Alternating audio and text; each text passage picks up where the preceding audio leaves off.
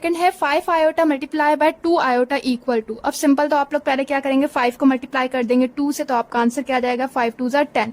अब iota iota क्या हो जाएगा, आयोटा स्क्वायर हो जाएगा। और हमने पढ़ा कि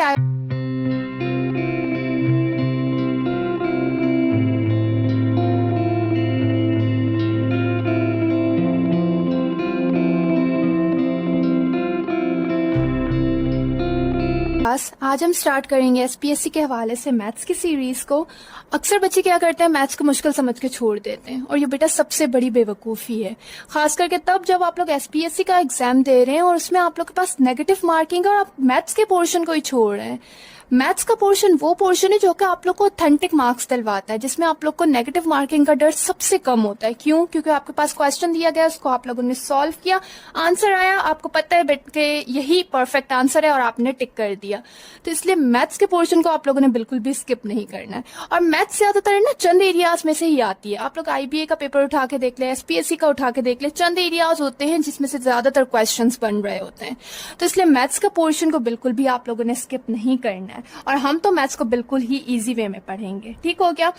इस सीरीज में हम लोग 9th और मैट्रिक की बुक को टच करेंगे। जैसे कि 9th के जितने भी चैप्टर्स हो गए, उन चैप्टर्स में जितने भी इंपॉर्टेंट पॉइंट्स होंगे जिनमें से एमसीक्यूज बन सकते हैं, वो सारे पॉइंट्स हम लोग डिस्कस करेंगे। ठीक है? इन दी एंड हम उससे रिलेटेड एमसीक्यूज भी डिस्कस करेंगे। तो चलिए स्टार्ट करते हैं। आज हम स्टार्ट करेंगे क्लास 9 का chapter number 1, that is real and complex number. हमारे पास 2 नंबर दिए गए हैं। सबसे पहले हम पढ़ते हैं रियल नंबर को। रियल नंबर हमारे पास क्या है बेसिकली, कि बेटा वो नंबर जिसे आप लोग लिख सकते हैं, those number which can be written, वो क्या कहलाते हैं, रियल नंबर। जैसे कि हमारे पास 2 हो गया, 0.3, 2/3, ये हमारे पास क्या है, रियल नंबर है। दूसरी इसकी डेफिनेशन क्या आ जाती है कि real numbers are basically the union of rational and irrational numbers. ठीक है? रैशनल और इरेशनल नंबर के यूनियन को हम क्या कहते हैं, रियल नंबर कहते हैं। अब रैशनल नंबर हमारे पास किससे शो करते हैं, हम क्यू से करते हैं, और इरेशनल को हम लोग क्यू नॉट से शो करते हैं। रैशनल नंबर हमारे पास कौन से होते हैं, वो नंबर्स जो कि हम p/q की फॉर्म में लिख सकते हैं, उन्हें हम रैशनल नंबर कहते हैं। और वो नंबर जो कि हम लोग p/q की फॉर्म में नहीं लिख सकते, उसे हम क्या कहते हैं, इरेशनल नंबर्स कहते हैं। जैसे कि हमारे पास 2/1 हो गया, 2/3 हो गया, -3/5 हो गया, इन्हें हम क्या कहते हैं, रैशनल कहते हैं। और इरेशनल वो नंबर्स जिन्हें हम इस फॉर्म में नहीं लिख सकते, वो हम क्या कहलाते हैं, वो क्या कहलाते हैं, इरेशनल कहलाते हैं। और इरेशनल ज्यादातर कौन से होते हैं, जो कि हमारे पास कांस्टेंट वैल्यूज होती हैं, वो इरेशनल कहलाती हैं। जैसे कि हमारे पास पाई की वैल्यू हो गई, यूलर्स नंबर हो गया, एप्सिलॉन नॉट की वैल्यू हो गई, वो हमारे पास क्या होती हैं, इरेशनल होती हैं। ठीक हो गया? अब ये तो हो गई सिंपल सी डेफिनेशन। अच्छा, एक और बात याद रखनी है, यहाँ पर एक और कंडीशन आ जाती है कि जो हमारे पास रैशनल नंबर्स होते हैं ना, जो हमारे पास रियल नंबर्स होते हैं, उसमें जो रैशनल होते हैं p और q, वो क्या होते हैं, इंटीजर्स होते हैं। ठीक है? इंटीजर्स हमारे पास क्या होते हैं, जैसे कि हमें पता है इंटीजर जो है वो 0 +, -1 +, -2 + -3, ये हमारे पास क्या कहलाते हैं, इंटीजर नंबर्स कहलाते हैं। अब इसमें जो हमारे पास q है वो 0 कभी भी नहीं होना चाहिए। p 0 हो सकता है, लेकिन जो हमारा q है वो 0 ना हो। क्यों? फॉर एग्जाम्पल यहाँ पर हमारे पास आ जाता है 2/0, तो 2/0 की जो वैल्यू होती है वो इन्फिनिटी में चली जाती है, और ये हमारे पास फिर जो हमारा रैशनल होगा वो नहीं कहलाएगा। ठीक है? तो हमारे पास ये कंडीशन दी जाती है कि जो हमारे पास p और q हो वो क्या हो, इंटीजर्स हो, जिसमें q कभी भी 0 ना हो, तो वो क्या कहलाएगा, रैशनल कहलाएगा। ठीक हो गया? अब यहाँ पर जो है वो, ये तो हमें बात समझ आ गई। अब अक्सर जो है ना हमारे पास आ जाते हैं डेसिमल में नंबर्स, जैसे कि हमारे पास हो गया 0.3, जैसे कि हमारे पास हो गया 0.6, जैसे कि हमारे पास हो गया 1.41। अब इनमें से जरा मुझे बताएं कि कौन से रैशनल है और कौन से इरेशनल है। यहाँ पर आके हम कंफ्यूज हो जाते हैं। तो इसके लिए हमें जो है वो डेसिमल फ्रैक्शन समझने की नीड है जब हमें इन जैसे क्वेश्चंस को सॉल्व करना हो। डेसिमल फ्रैक्शन बेसिकली हमारे पास क्या है, जो भी वैल्यूज हम पॉइंट्स में लिखते हैं उसे हम लोग क्या कहते हैं, डेसिमल कहते हैं। ठीक है?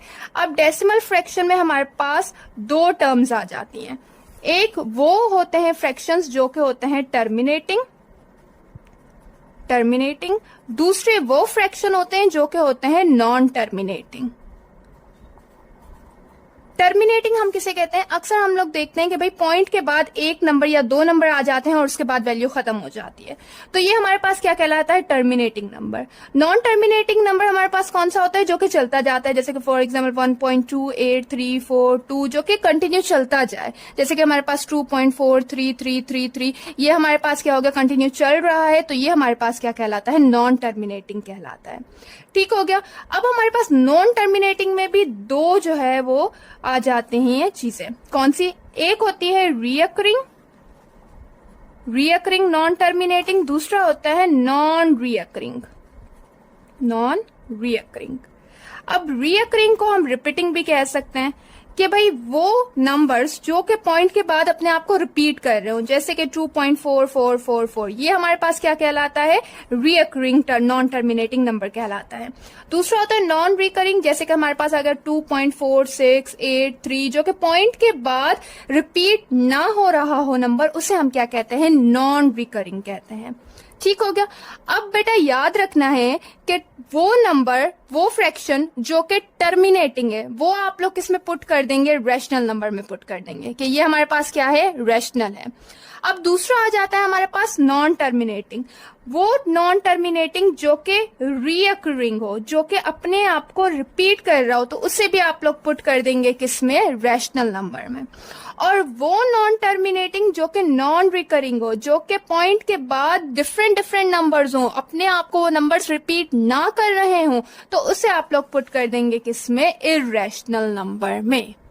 ठीक हो गया। अब क्लियर हो गया। अब हम यहाँ पर जो है वो समझते हैं कि हमारे पास सेकंड पेज पे समझते हैं कौन से हमारे पास है रैशनल नंबर्स और कौन से हमारे पास इररेशनल नंबर्स। अब बेटा याद रखनी है बात, यहाँ पर हमारे आ गए रैशनल और यहां पर हमारे पास आ गए इररेशनल।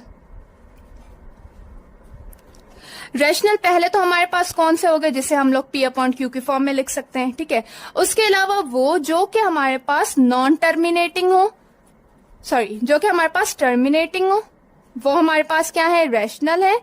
ठीक है। और दूसरे वो जो कि नॉन टर्मिनेटिंग हो पर क्या हो? रिकरिंग हो। नॉन टर्मिनेटिंग हो पर क्या हो? रिकरिंग हो, तो वो हमारे पास क्या कहलाएंगे? रैशनल कहलाएंगे। ठीक है। और उसके अलावा इररेशनल हमारे पास कौन से हैं? जिन्हें हम लोग P/Q की फॉर्म में नहीं लिख सकते, और जो कि नॉन टर्मिनेटिंग नॉन रिकरिंग हो, तो उसे हम लोग क्या कहते हैं? इररेशनल कहते हैं। नॉन टर्मिनेटिंग नॉन रिकरिंग हो, तो उसे हम लोग क्या कहेंगे? इररेशनल कहेंगे। ठीक हो गया। अब यहाँ पर जैसे कि हम लोग एग्जाम्पल लिख लेते हैं 1, 2, -3/5 -100/47 0.66 या फिर 0.288, ये हमारे पास क्या कहलाएंगे? रैशनल कहलाएंगे। ठीक है। इररेशनल हमारे पास क्या हो गया? जैसे कि हमारे पास √2 हो गया। √2 की वैल्यू हम निकाले तो क्या बनती है? 1.4142। ये क्या हो रहा है? पॉइंट के बाद अपने नंबर को रिपीट नहीं कर रहा, नॉन रिकरिंग है, तो ये भी क्या है? हमारे पास इररेशनल है। जैसे कि हमारे पास पाई की वैल्यू हो गई, जैसे कि हमारे पास यूलर्स नंबर हो गया। ठीक है। पाई की वैल्यू क्या आती है हमारे पास? 3.1415, जैसे कि यूलर्स नंबर की हमारे पास वैल्यू 2.718, तो ये हमारे पास क्या कहलाएंगे? इररेशनल नंबर कहलाएंगे। ठीक हो गया। जैसे कि हम यहाँ पर लिखते हैं कि भाई सबसे पहले मुझे आप लोग बताएं कि √2 आप लोग के पास क्या होगा? रैशनल होगा, इररेशनल होगा? तो हमने पढ़ा कि √2 की वैल्यू क्या है? 1.41428, जो कि नॉन टर्मिनेटिंग नॉन रिकरिंग है, तो ये हमारे पास क्या है? एक इररेशनल नंबर है। जैसे कि दूसरा आप लोग के पास हो गया, मुझे बताएं कि पाई की वैल्यू क्या है? इररेशनल है, रैशनल है, तो ये भी हमारे पास क्या है? इररेशनल है। थर्ड हमारे पास हो गया, जैसे कि मैं आपसे पूछती हूँ कि बेटा मुझे बताएं √64 की वैल्यू, √64 बताएं कि रैशनल है या फिर इररेशनल। तो बेटा जब आप लोग इसका स्क्वायर निकालेंगे ना, तो ये एक परफेक्ट स्क्वायर है। तो जो हमारे पास परफेक्ट स्क्वायर होते हैं वो भी क्या होते हैं? रैशनल होते हैं। तो इसका परफेक्ट स्क्वायर क्या निकलेगा? दैट इज 8, और 8 हमारे पास क्या है? रैशनल नंबर है। ठीक हो गया। उसके बाद आप लोग मुझे बताएंगे कमेंट सेक्शन में कि 2.3 हमारे पास क्या है? रैशनल है या फिर इररेशनल है। ठीक हो गया। तो यहाँ पर हमारे दो टॉपिक्स हो गए cover, that is real number जिसमें रैशनल और इररेशनल, और उसके अलावा डेसिमल को भी हमने समझ लिया कि टर्मिनेटिंग और नॉन टर्मिनेटिंग क्या है। अब उसके बाद हम आ जाते हैं प्रॉपर्टीज ऑफ रियल नंबर्स पे। अब हमारे पास रियल नंबर की कुछ प्रॉपर्टीज है। सबसे पहली प्रॉपर्टी है हमारे पास क्लोजर प्रॉपर्टी। ठीक है। क्लोजर प्रॉपर्टी को हम किस तरह से लिखते हैं, a plus B belongs to real number, A जबकि ए और बी क्या हो, रियल नंबर हो। ठीक है, कि जब भी हम ए प्लस बी को, ए और बी को प्लस करें तो जो उसका आंसर आए वो भी क्या हो, एक रियल नंबर हो, जबकि ए और बी भी क्या हो, रियल नंबर ही हो। तो इसे हम लोग क्या कहते हैं, क्लोजर प्रॉपर्टी कहते हैं। जैसे कि हमारे पास 2 प्लस 3, 2 भी हमारे पास क्या है, एक रियल नंबर है, 3 भी हमारे पास क्या है, एक रियल नंबर है। 2 प्लस 3 जब हम प्लस करते हैं ना तो हमारे पास आंसर क्या आता है, 5, जो भी एक क्या है, रियल नंबर है। तो ये हमारे पास क्या कहलाती है, क्लोजर प्रॉपर्टी कहलाती है। अब क्लोजर प्रॉपर्टी जो है with respect to the addition भी है, जितने भी यहाँ पर हम प्रॉपर्टीज पढ़ेंगे वो विद रिस्पेक्ट टू एडिशन भी होंगे और मल्टीप्लीकेशन भी होंगी। तो यहाँ पर हमारे पास जो क्लोजर प्रॉपर्टी है, एडिशन होगा तो यहाँ पर हम प्लस लगाएंगे और मल्टीप्लीकेशन होगा तो सिंपल यहाँ पर हम मल्टीप्लीकेशन की साइन लगाएंगे। ठीक हो गया। देन उसके बाद सेकेंड प्रॉपर्टी है हमारे पास, that is commutative property, that is commutative property. अब कम्यूटेटिव प्रॉपर्टी हमारे पास क्या है, with respect to the addition, a plus B बराबर होता है b प्लस a के, जबकि हमारे पास a और b दोनों क्या हो, रियल नंबर हो। ठीक है, जैसे कि हमारे पास a क्या है, हमारे पास 2 है, b हमारे पास क्या है, 4 है, b हमारे पास 4 और a हमारे पास क्या है, 2 है। तो 2 प्लस 4 कितने होगा, 6, और 4 प्लस 2 कितने होगा, 6। ये भी रियल नंबर है, ये भी रियल नंबर, उसका आंसर भी क्या निकला है, रियल नंबर ही निकला है। और जबकि जो ये वाली साइड है वो बराबर है इस वाली साइड के, तो इसे हम लोग क्या कहते हैं, कम्यूटेटिव प्रॉपर्टी कहते हैं with respect to the addition. और अगर मल्टीप्लीकेशन होता तो यहाँ पर मल्टीप्लीकेशन की साइन आ जाती है। देन हमारे पास थर्ड प्रॉपर्टी है, that is associative property, associative property. Associative property हमारे पास क्या है, that is a plus B whole square, bracket, that is plus C, जो कि बराबर है a plus bracket b plus c के। ठीक है, जबकि हमारे पास जो a और b और c है वो क्या हो, रियल नंबर से बिलोंग करता हो। ठीक है, जैसे कि हमारे पास यहाँ पर जब आप लोग a की फॉर एग्जांपल वैल्यू है 2 और b की है 4 और c की है 3 और फिर यहाँ पर हमारे पास सेम वही बात कि 2 और फिर यहाँ पर हमारे पास 4 और फिर 3।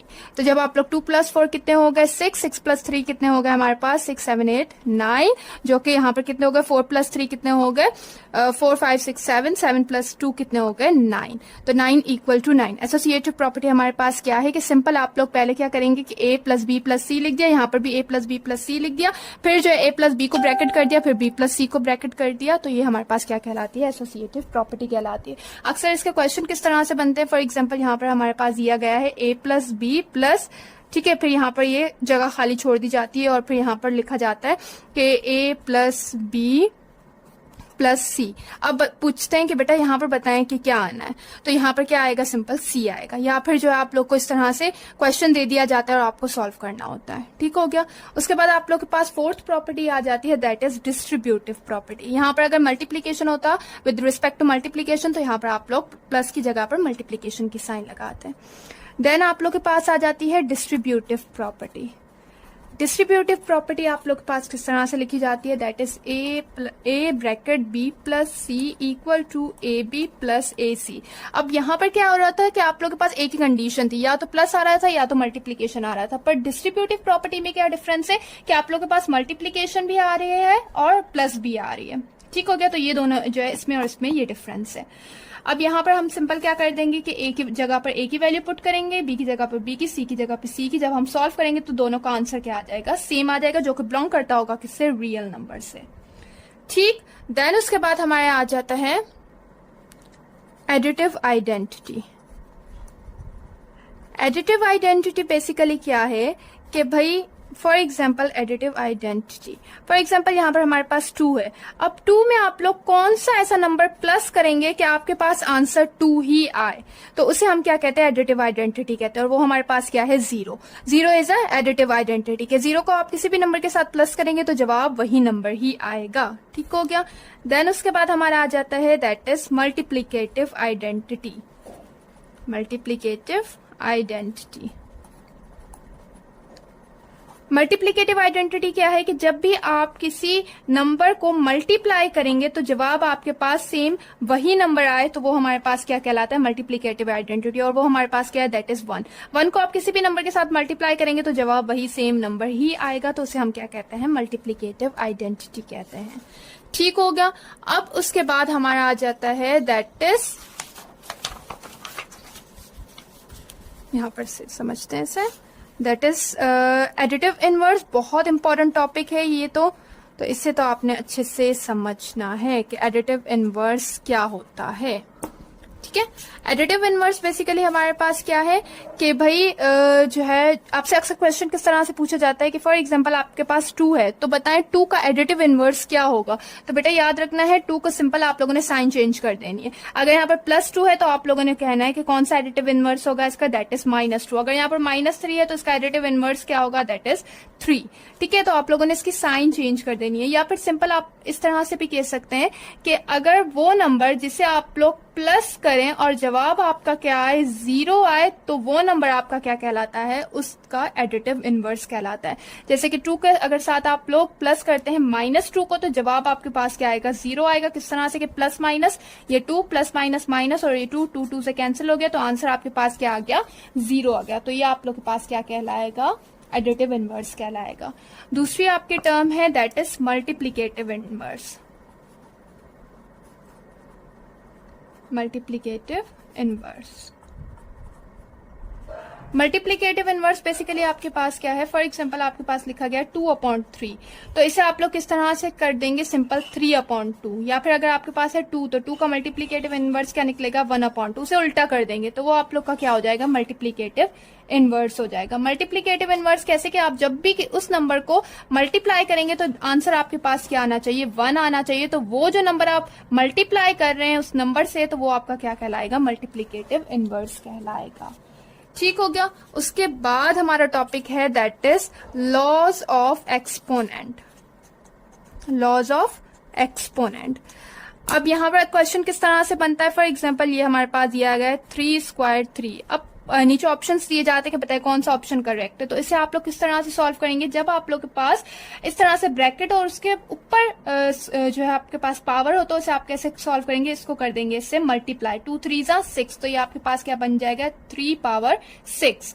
या फिर अगर आप लोग के पास इस तरह से दिया गया है तो इसे आप लोग किस तरह से सॉल्व करेंगे, इस तरह से मल्टीप्लाई बिल्कुल भी नहीं करेंगे। अगर आप लोग के पास बीच में ब्रैकेट नहीं है तो इसका मतलब क्या है कि 2 को आप लोग 4 टाइम्स लिखेंगे, 2 multiply by 2 multiply by 2 multiply by 2। तो 2 2 4, 4 2 8, 8 2 16। तो ये क्या हो जाएगा, 3/16। तो ये वाला ऑप्शन आपका क्या होगा, करेक्ट होगा। या फिर अक्सर आपके पास क्वेश्चन इस तरह से आ जाता है जैसे कि 2/3 होल स्क्वायर। तो ये स्क्वायर याद रखिएगा, इसके ऊपर भी ये स्क्वायर इसके ऊपर भी, तो ये कैसे होगा, 2 स्क्वायर और ये कैसे होगा, 3 स्क्वायर। अब इसे कैसे आप सॉल्व करेंगे, 2 को जो है 2 बार लिखेंगे, 2 मल्टीप्लाई बाय 2, और 3 को 2 बार लिखेंगे, 3 मल्टीप्लाई बाय 3। तो 2 2 सा क्या आ जाएगा, 4, और 3 3 सा क्या आ जाएगा, 9 आ जाएगा। तो कौन सा ऑप्शन आपके पास करेक्ट होगा, दैट इज 4/9। तो इस तरह से इसे सॉल्व करते हैं। चलिए आज हम लोग स्टार्ट करते हैं that is complex number. Complex number बेटा बेसिकली क्या है, सबसे पहले तो आप लोग ये याद रखिएगा कि कॉम्प्लेक्स नंबर को शो किससे किया जाता है, z से शो किया जाता है। ठीक है, कॉम्प्लेक्स नंबर बेसिकली हमारे पास क्या है, एडिशन है रियल नंबर का और इमेजिनरी नंबर का। ठीक है, कैसे कि हमारे पास कॉम्प्लेक्स नंबर बराबर होता है real number plus imaginary number के। रियल नंबर हम लोग किसे कहते हैं, जो भी हमारे पास रैशनल हो गया, इरेशनल नंबर हो गया, रैशनल और इरेशनल के यूनियन को हम क्या कहते हैं, रियल नंबर कहते हैं। इमेजिनरी नंबर हमारे पास कौन सा होता है, वो नंबर जो कि आयोटा के साथ लिखा जाए तो उसे हम लोग क्या कहते हैं, इमेजिनरी नंबर कहते हैं। ये आई हमारे पास क्या कहलाता है, आयोटा कहलाता है। और ये आयोटा जिस भी नंबर के साथ होता है तो उसे हम लोग क्या कहते हैं, इमेजिनरी नंबर कहते हैं। ठीक हो गया। तो एडिशन ऑफ इमेजिनरी नंबर और रियल नंबर को हम लोग क्या कहते हैं, कॉम्प्लेक्स नंबर कहते हैं।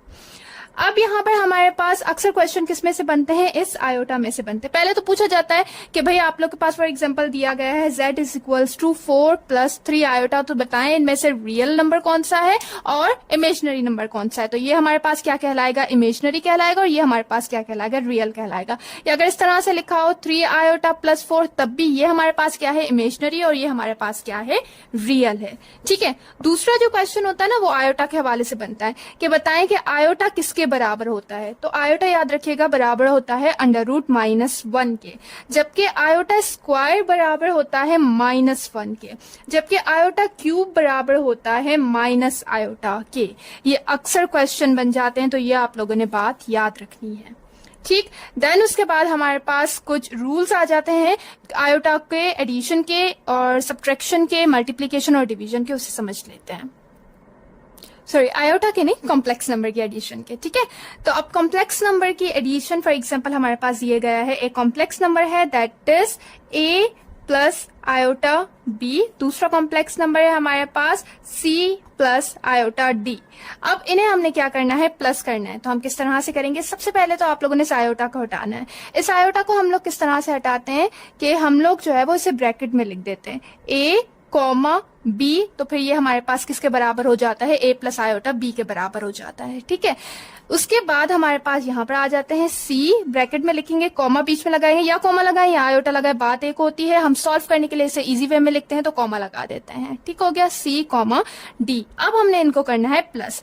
हमने इनको प्लस किस तरह से हम करेंगे कि हम जो पहली वैल्यू होगी वो इसकी पहली वैल्यू के साथ प्लस होगी, जो इसकी सेकंड वैल्यू होगी वो इसकी सेकंड वैल्यू के साथ प्लस होगी। कैसे हो जाएगा ये, a + b, a + c, b + c, p + d। ठीक है, ये हमारे पास क्या हो जाएगा, कॉम्प्लेक्स नंबर की एडिशन इस तरह से होगी। इसे हम नंबर के साथ समझते हैं। फॉर एग्जांपल a है हमारे पास 2, ठीक है, और b है हमारे पास 3, c है हमारे पास 4 और d है हमारे पास 5। तो हम किस तरह से करेंगे, a की जगह पर हम क्या लिख देंगे 2, और फिर c की जगह पर हम क्या लिख देंगे 4, b की जगह पर हम क्या लिख देंगे 3, d की जगह पर हम क्या लिख देंगे 5। ठीक है, तो ये हम लोग सॉल्व कर दे। 2 + 5 कितने हो गए 6, और 5 + 3 कितने हो गए 8। ये हमारे पास क्या आ जाएगा, आंसर आ जाएगा। ठीक हो गया, इस तरह से हम लोग कॉम्प्लेक्स नंबर की एडिशन करते हैं। अब यहीं पर अगर हमारे पास आ जाती है कॉम्प्लेक्स नंबर की सब्ट्रैक्शन, तो आप सिंपल क्या करते हैं कि ये सबसे पहले आप लोग क्या करते हैं कि a की जगह पर क्या आ जाएगा हमारे पास माइनस आयोटा b, और जो है हमारे पास ये आ गया z1, z2 हमारे पास आ गया that is c - iota d। हमने सिंपल क्या कर दिया कि यहाँ पर हम लोगों ने प्लस की जगह पर माइनस की साइन लगा दी। अब आप लोगों ने किस तरह से सॉल्व करना है, पहले तो इसका आप लोग आयोटा हटा दे, तो ये आप लोग किस तरह से करेंगे, a, b, और फिर ये हमारे पास कैसे आ जाएगा c, d। अब a को इसके साथ माइनस कर देंगे, b को इसके साथ माइनस कर देंगे, तो हमारे पास आंसर आ जाएगा z1 - z2 का। ठीक हो गया, उसके बाद जो है वो आप लोग का आ जाता है दैट इज मल्टीप्लीकेशन। मल्टीप्लीकेशन आप लोग कॉम्प्लेक्स नंबर की किस तरह से करेंगे। अब मल्टीप्लीकेशन में आप लोग के पास एक फॉर्मूला है दैट इज, वो फॉर्मूला कौन सा है, z1 × z2, जो के बराबर होगा किसके, ac - bd ad + bc के। ठीक है, इस फॉर्मूले के थ्रू जो है आप वैल्यूज को पुट करेंगे, a की जगह पे a की वैल्यू, c की जगह पे c की वैल्यू, उसे माइनस कर देंगे b और d की वैल्यू के साथ, फिर a की वैल्यू यहाँ पर, d की वैल्यू यहाँ पर, उसे प्लस कर देंगे b और c के साथ, तो आप लोग के पास मल्टीप्लीकेशन आ जाएगी कॉम्प्लेक्स नंबर की।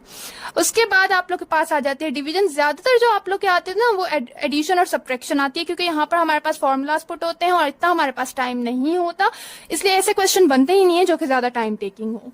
ठीक है, अगर फिर भी अगर आ जाए तो आप लोग इस फॉर्मूले को याद कीजिएगा, इसमें जो है वैल्यूज पुट करेंगे तो आपका आंसर आ जाएगा।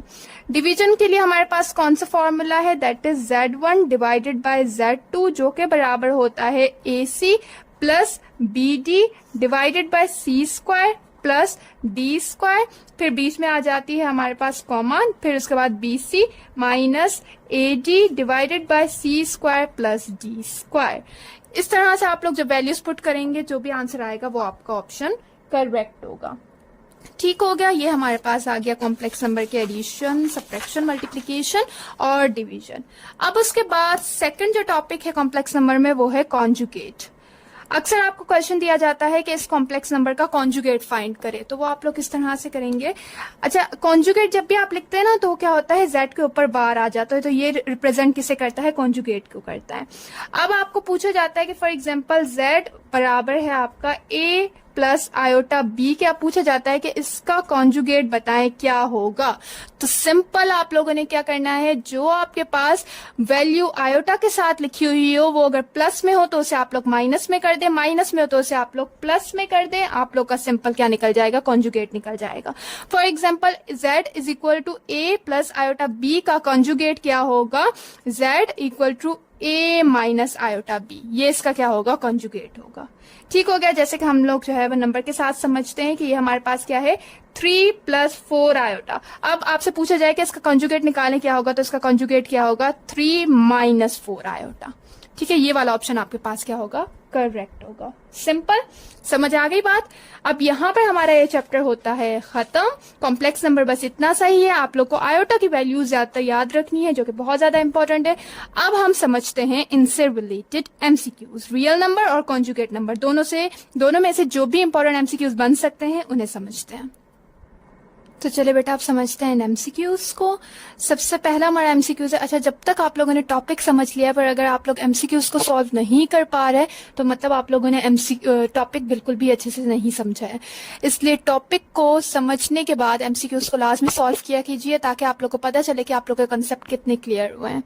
तो हमारे पास फर्स्ट एमसीक्यूज है, that is additive inverse of under root 5। Under root 5 का एडिटिव इनवर्स क्या होता है, तो जैसे कि मैंने आप लोग को बताया, सिंपल आप लोग क्या कर दे, इसकी साइन चेंज कर दें, यहाँ पर प्लस का है अंडर रूट 5 तो यहाँ पर हमारा कौन सा ऑप्शन करेक्ट होगा, option B, that is minus under root 5। ठीक, देन उसके बाद आप लोग का सेकंड है 5 iota multiply by 2 iota equal to. अब सिंपल तो आप लोग पहले क्या करेंगे, 5 को मल्टीप्लाई कर देंगे 2 से, तो आपका आंसर क्या आ जाएगा, 5 2 जार 10। अब आयोटा आयोटा क्या हो जाएगा, आयोटा स्क्वायर हो जाएगा, और हमने पढ़ा कि आयोटा स्क्वायर की जो वैल्यू होती है वो क्या होती है, -1 होती है। तो यहाँ पर हमारे पास जब 10 मल्टीप्लाई होगा -1 के साथ, यहाँ पर 10, फिर ये आयोटा स्क्वायर की जगह पर लिख दे -1। 10 जब मल्टीप्लाई होगा -1 के साथ तो हमारे पास क्या आंसर आएगा, दैट इज -10। तो यहाँ पर हमारा कौन सा ऑप्शन करेक्ट होगा, A -10। ठीक हो गया। देन उसके बाद हमारे पास यहाँ पर आ जाता है 3 5 प्लस 7 इक्वल टू देश multiply by 5 plus 3 multiply by 7। ये हमारे पास कौन सी प्रॉपर्टी है रियल नंबर की, दैट इज डिस्ट्रीब्यूटिव प्रॉपर्टी, जिसमें हमारे पास एडिशन मल्टीप्लीकेशन दोनों आ रही है। तो हमें पता चल गया कि हमारे पास क्या कौन सी प्रॉपर्टी है, दैट इज डिस्ट्रीब्यूटिव प्रॉपर्टी, जो कि हमने रियल नंबर में समझा था।